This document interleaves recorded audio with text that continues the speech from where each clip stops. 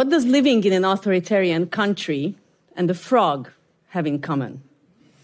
I'm sure you've heard about the metaphor of the boiling frog that gets slowly cooked until it dies without even noticing. Well, this is what Hungary has felt like for the past 13 years. After 40 years of state socialism, we started out with a lukewarm democracy in the 1990s. It was not a democratic paradise, but it was a more or less functioning democracy. In 2010, a right-wing government came to power, and they have been elected 3 more times since then. This government has taken the most dangerous aspects of our culture and made them the main pillars of their politics. Nationalism, racism, homophobia, a disdain for poor people, and a general fear and suspicion of others. Today, Hungary is in the gray zone between a dictatorship and a democracy. This did not happen overnight. The heat was turned up under us slowly, but with a very firm hand. I can't count how many times I have heard people say, "They will not go that far. This will never happen." We said this before they made homelessness a crime in the Constitution.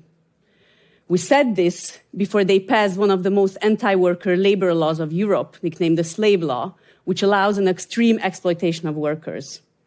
We said this before they turned our LGBTQ friends and family into internal enemies, reduced same-sex couples to second-class citizens, and banned sexual education from schools in the name of protecting children from pedophilia. And we also said this before they fired, censored, and intimidated teachers for telling the truth about their wages and working conditions, and tear-gassed high school students for protesting for quality education. But in the end, all of these things and many more have all happened. Hungary is not the worst country in the world. It's a member of the European Union. It's considered a high-income economy. It has regular elections. And it still has some independent media. But it's definitely authoritarian when it comes to how the government relates to the people and how most people relate to the government. A lot of people give up and leave our country, not only for economic, but also for political reasons. I also often get the question, why are you still here? But my answer is very easy. This is my home. This is where I belong. This is where I was fighting for social justice and democracy before this regime came to power, and this is where I will continue to work for the very same things after they are long gone. If you ask government propaganda about me, I'm a public enemy and a foreign agent who is trying to destroy Hungary. This is why they have been harassing, smearing, and targeting me over the past 10 years. If you ask me about the government, they are a bump in the road. A Himalaya-sized bump, but one that we will definitely overcome. And I want to stop for a moment here. I'm not talking about my country to make you feel sorry for us. Instead, I would like you to think about the place where you live. Do you have a say in how things are happening there? Do you feel you have power? And I'm not asking you if you can vote or if you have a constitution, because we have both, and we still don't have democracy. What I'm asking you is whether it's ever possible to achieve change from below. Democracy is not a noun, but a verb. It only exists if we do it. This is the slogan of the School of Public Life, an activist school that I co-founded. In this school, we believe that democracy is not about consent, but about dissent. It's not about being a big, happy family where everyone loves and agrees with each other. If there is conflict, struggle, and change, there is a space for democracy to exist. It's always in the making, and we are the ones making it. When I go abroad and tell people that I'm from Hungary, I get some sad looks and a question. Oh, what's the name of your dictator again?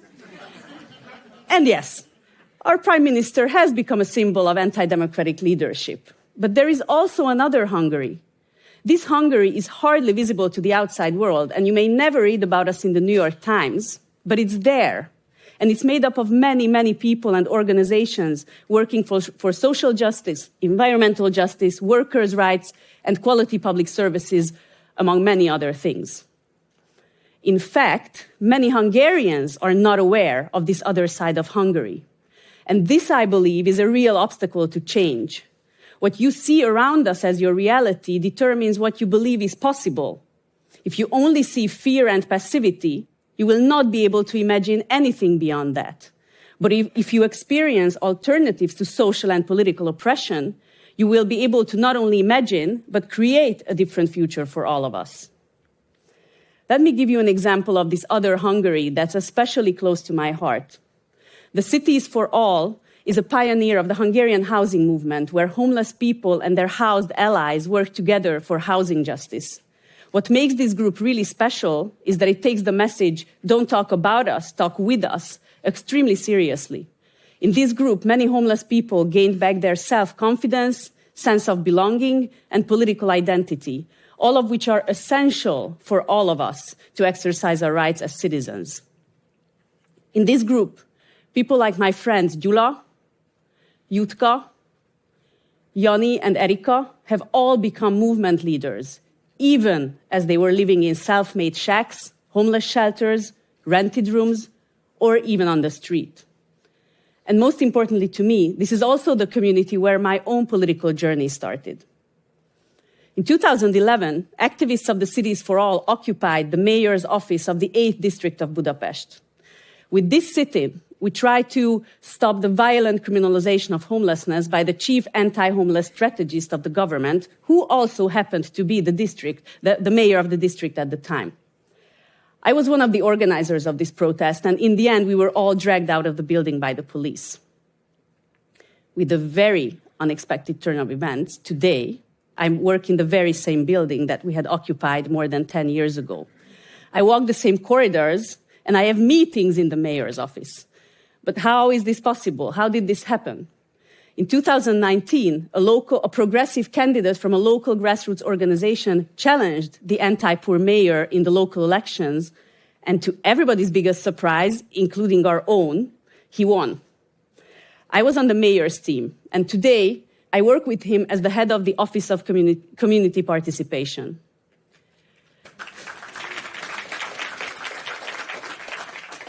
The mission of this office is to create a new relationship between the municipality and local residents, a relationship based on mutual trust, power sharing, and respect.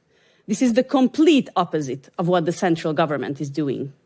Let me give you an example of this new relationship. In our district, there is a small community garden. A year ago, it was surrounded by a fence, and there were plans to build a luxury condo there. Everybody thought that it was private property because of the fence. But then came a group of active citizens who discovered that the fence had been built illegally. They started to lobby the municipality to pull the fence down and give the land back to the public. They were adamant, and from a bureaucratic point of view, really annoying. But in the end, they reached their goal. The fence was pulled down, they created a garden, which is now sustained by local neighborhood residents. This is a very small everyday example, and this is exactly my point. Democracy emerges out of the everyday struggle that we call politics. It's created both from above and from below. Those in power have to be open, responsive, and responsible. People, on the other hand, have to be smart, organized, and focused on getting what they need. This is exactly what the story of the garden is all about. Let me give you another example. In Hungary, the central government is all about concentrating power and resources for its own interests. People have absolutely no say in how they spend public money. But things are radically different in both Budapest and our own small 8th district, which are both led by the democratic opposition. A few years ago, participatory budgeting was introduced in both the city and the district. Participatory budgeting means that local residents get to directly decide how to spend a certain amount of the municipal budget.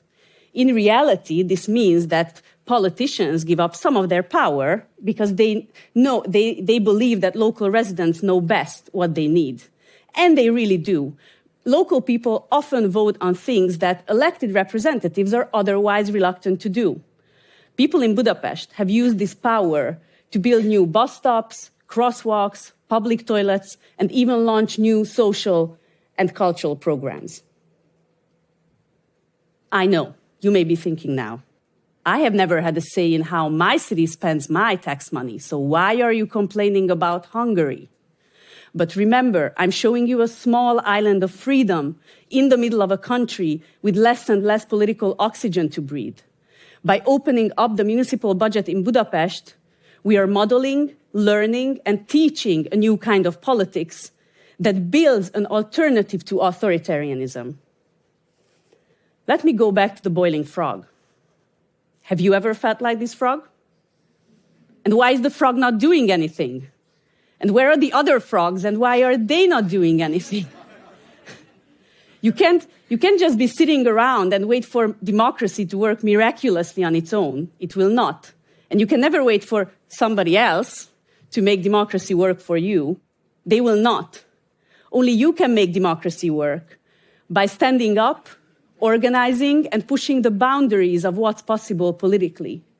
Just like we Hungarians have to fight for our own freedom and rebuild our own democracy, you all have to do the same, no matter where in the world you are sitting in lukewarm or even boiling water. Enjoy your democracy when you have it, but don't ever get too comfortable with it. Remember the frog, and never take the temperature of the water for granted. Thank you. Tessa, thank you for that beautiful, powerful talk. I have one follow-up question for you. There is a sentiment in your talk that I really love that's shared by others here today. This idea, actually, I'll quote you. You said, if you ask me about the government, they are a bump in the road, a Himalaya-sized bump, but one we will definitely overcome. I'm wondering how you keep that sentiment alive and how that affects your activism. Mm-hmm. Yeah, so I think one of the most dangerous forms of oppression is when they oppress your imagination, when you are not able to imagine anything beyond what's actually happening to you. And one of my missions, I think, in life is, well, I have a really strong personal and political imagination. So one of the missions in my life is to try to teach other people to acquire this ability to imagine that things can be different. And for example, we do this by trying to show Hungarians that they have a really rich history of social movements, that change was actually brought about in Hungary through social movements. And we are also helping people through our political work and education work. We are trying to show them a different version of what's possible and helping them to inhabit the space that exists between what is now and what could be, and trying to teach them the way to get there. That's really amazing. Thank you so much for your talk. Thank you. Thank you.